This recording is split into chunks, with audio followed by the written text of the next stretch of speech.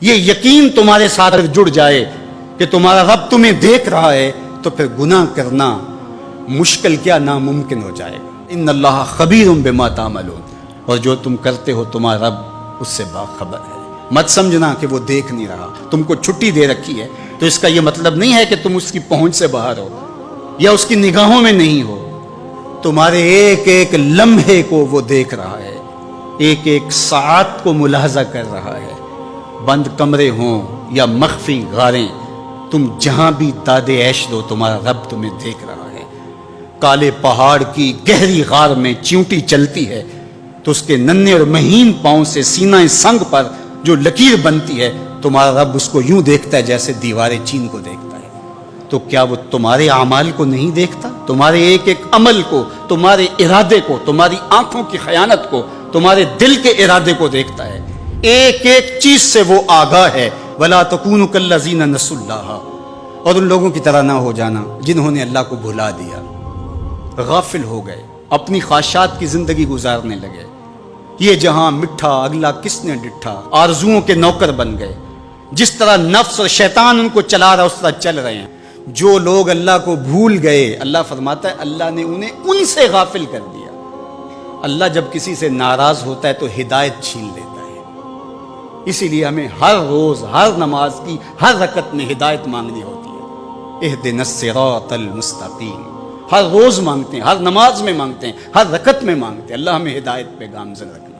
اللہ جب کسی سے ناراض ہوتا ہے تو ہدایت کے دیے بجھ جاتے ہیں، اندھیروں میں بھٹکنے لگتا ہے، شیطان اس کو دھوکے میں مبتلا کر دیتا ہے، اسی زندگی کو مقصود زندگی سمجھ لیتا ہے، اس شراب کو آب حیات سمجھ لیتا ہے، جس کو یہ بھی نہ پتا ہو کہ میں ہوں کون، میں کہاں ہوں، میرا مقصد زندگی کیا ہے، مقصد حیات کیا ہے۔ کھانا پینا اور لذتوں کا حصول یہ تو چوپائے بھی کرتے ہیں، تو اشرف المخلوقات کا ہے۔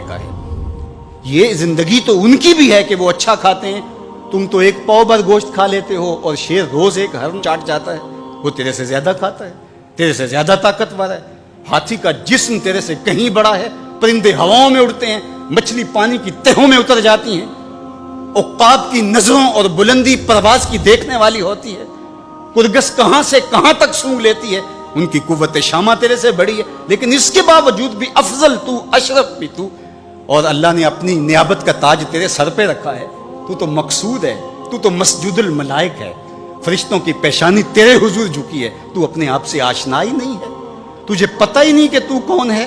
تو خدا کو بھول کے سمجھا کہ میری زندگی آزاد ہو گئی، اب میں جو چاہوں کروں، میں خدا کا بھی انکار کر دیا، بلا دیا اس کو۔ کہا جب خدا کو تو بھولا تو خود کو بھول گیا، زندگی کے مقصد کو تو نے فراموش کر دیا، اب بھٹکتا ہے ارض فلات میں، جنگل میں پڑے ہوئے خشک پتے کی طرح، جس کو ہوائیں کبھی ادھر اڑا دیتی ہیں کبھی ادھر اڑا دیتی ہیں۔ مقصد حیات کا علم نہیں ہے۔ خدا کو بھولنے کا یہ نتیجہ ہے جو تجھے بھگتنا پڑ رہا ہے۔ خدا آشنا ہو جا، خود آشنا ہو جائے گا، تجھے ذات سے آگہی ہو جائے گی، من کا شعور مل جائے گا، تجھے پتا چلے گا کہ میں کون ہوں، میری زندگی کا مقصد اور مقصود کیا ہے۔